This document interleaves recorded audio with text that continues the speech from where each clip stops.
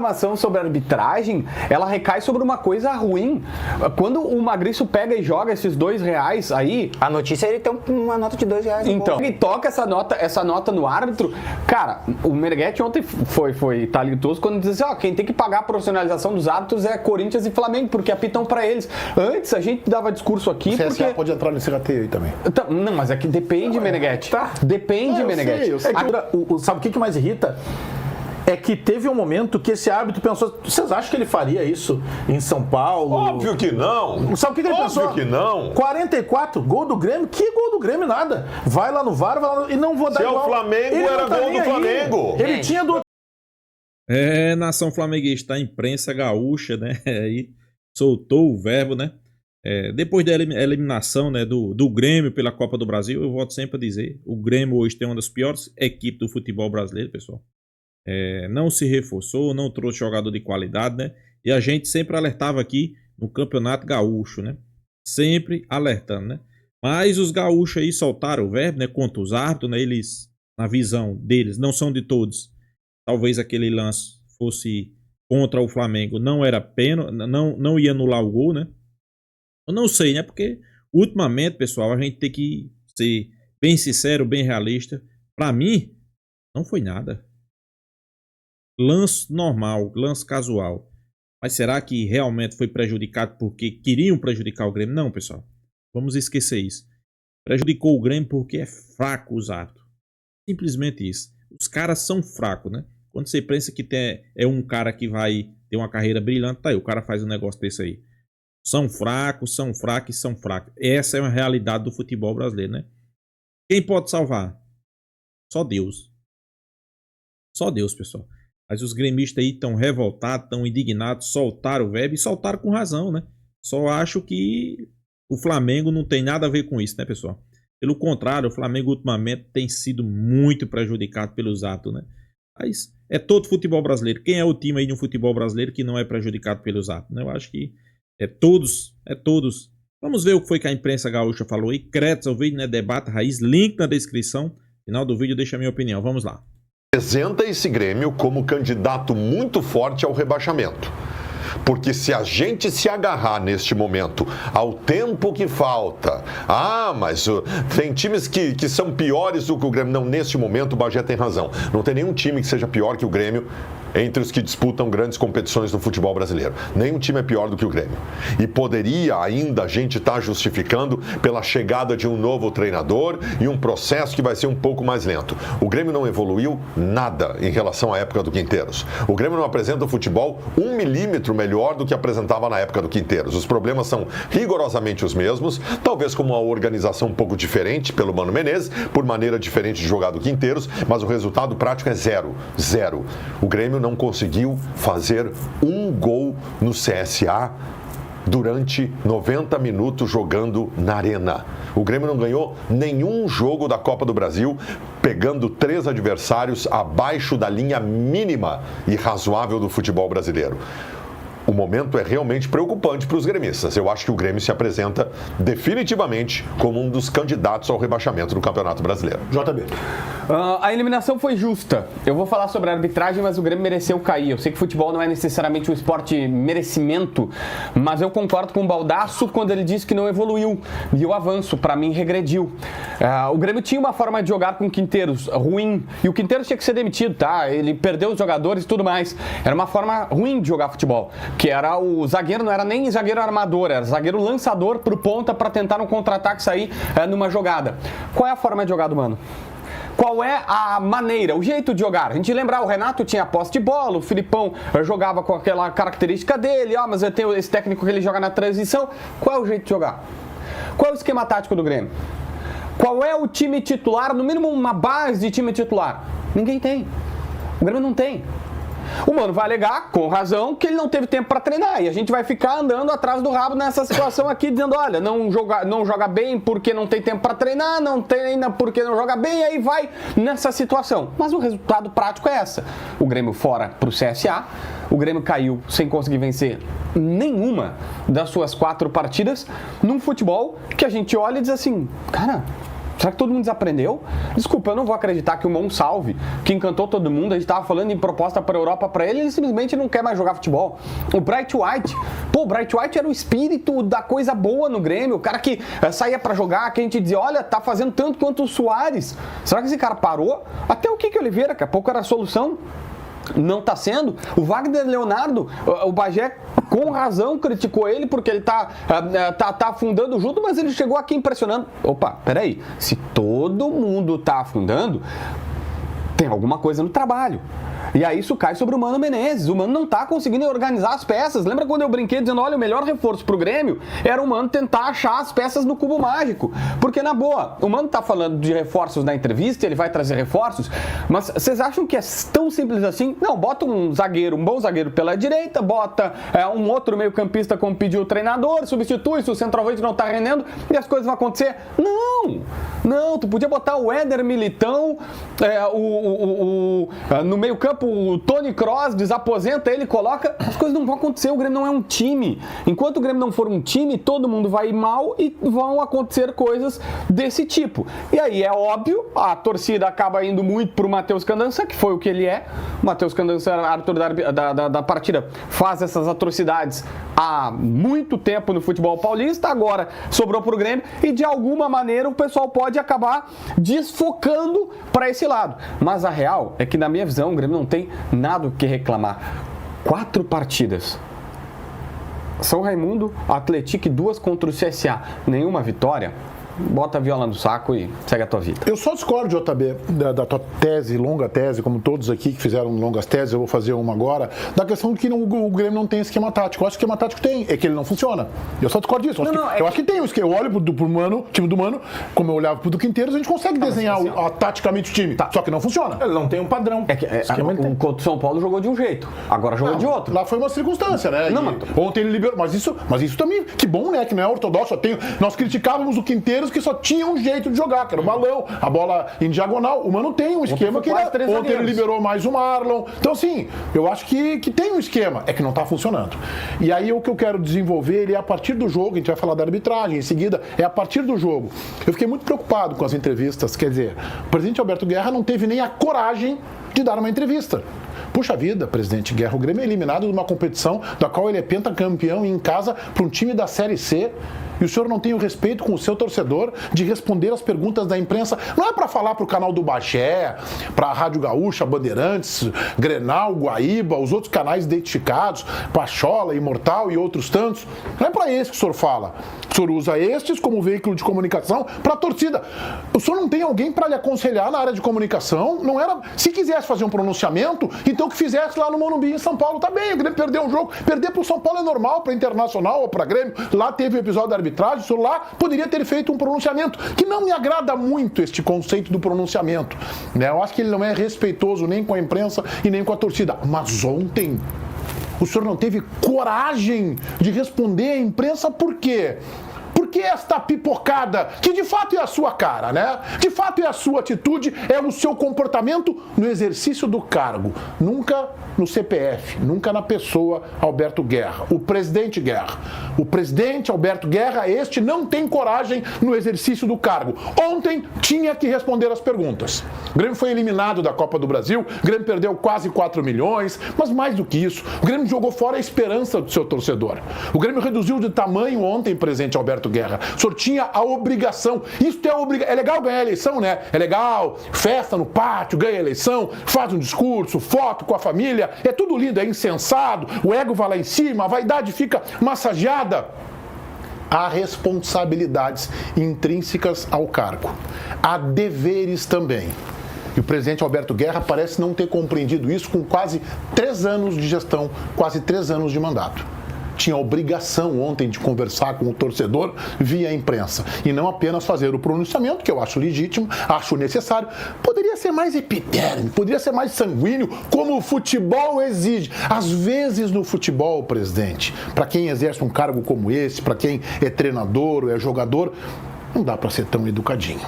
Não dá para ser tão termo assim tão certinho. Clube de golfe, clube de tênis, talvez funcione. Mesmo no vôlei, no futebol de salão, já não é assim. Então, num clube de futebol como o Grêmio, com toda essa dificuldade, era a sua obrigação. E aí eu falo também do Mano Menezes. O Mano Menezes fez ontem quase uma análise do jogo, muito bem feita, é verdade. Perdeu um pouquinho o equilíbrio em duas questões, mas ele fala como se ele não tivesse responsabilidade. Embora ele tenha dito na pergunta do Calhau. Pessoal, mas uma pergunta que eu faço aqui. Geralmente, quando o clube vai mal, quando tá numa situação boa, faz o quê? Troca treinador. Será que problema só é o treinador? Claro, pessoal, não estou isentando aqui culpas, né? Às vezes, o treinador tem muita culpa, escala errado, não tem informação tática, esquema tático nenhum.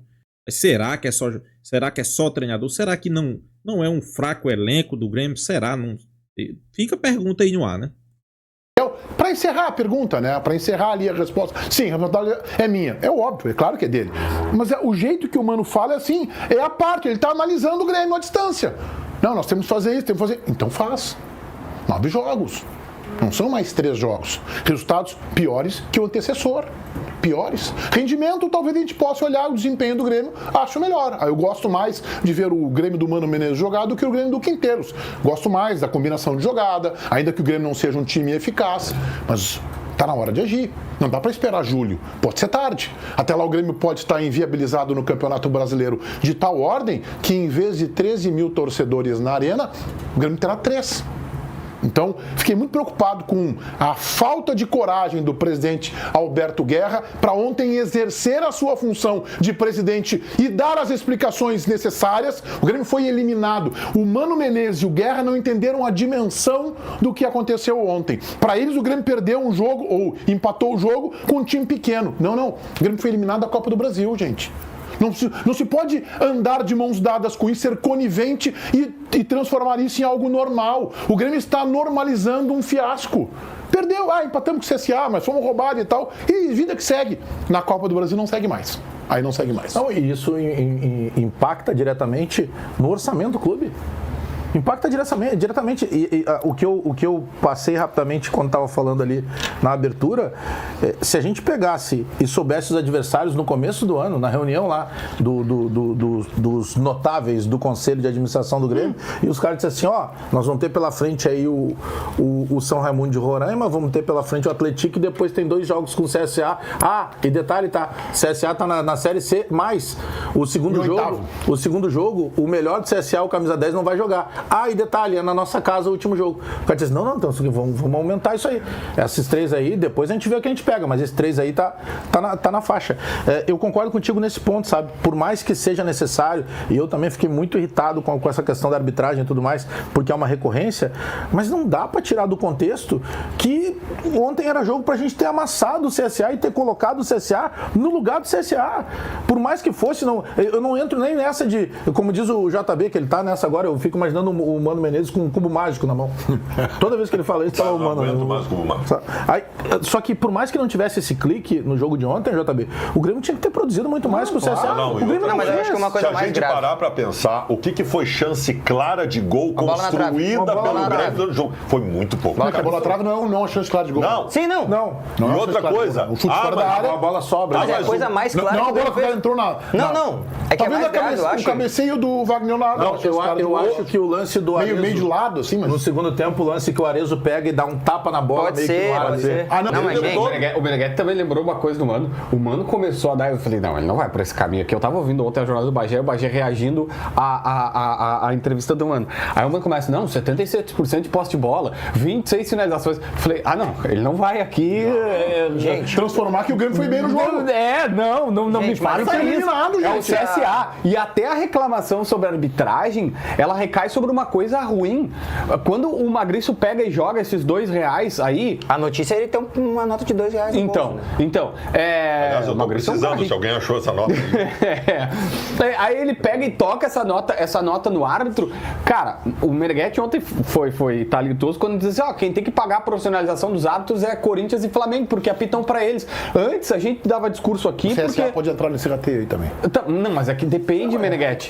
Depende, Meneghetti. A questão é a seguinte, seguinte, nós criticávamos porque a dupla Grenal ia medir forças contra Flamengo e Corinthians e aí era prejudicada pela arbitragem. Mas esse é o pequenamento do hoje, Grêmio a gente tá tão pequeno que a gente tá olhando o seguinte, Mas, o cara JB, tá jogando como se o CSA comprasse a arbitragem. E aí tu tá... pequenamento. Isso é pequenamento. tu tá perdendo pro CSA. Eu falei que na abertura, sabe o que mais irrita? É que teve um momento que esse árbitro pensou, vocês acham que ele faria isso em São Paulo? Óbvio que não. Sabe o que ele pensou? Óbvio que não. 44, gol do Grêmio? Que gol do Grêmio? Nada. Vai lá no VAR, vai lá e não vou dar Se é o igual. Flamengo, Ele era não tá gol nem do aí. Flamengo. Ele Gente. tinha do outro lado o CSA na casa do Grêmio. E é importante a gente sublinhar isso, porque o JB já começou com a ideia de acontece o famoso a banca paga e recebe, tá? Que a gente odeia e já percebe. Se ao invés do Grêmio fosse o Corinthians ou fosse o Flamengo, ambos teriam ganho por 1-0.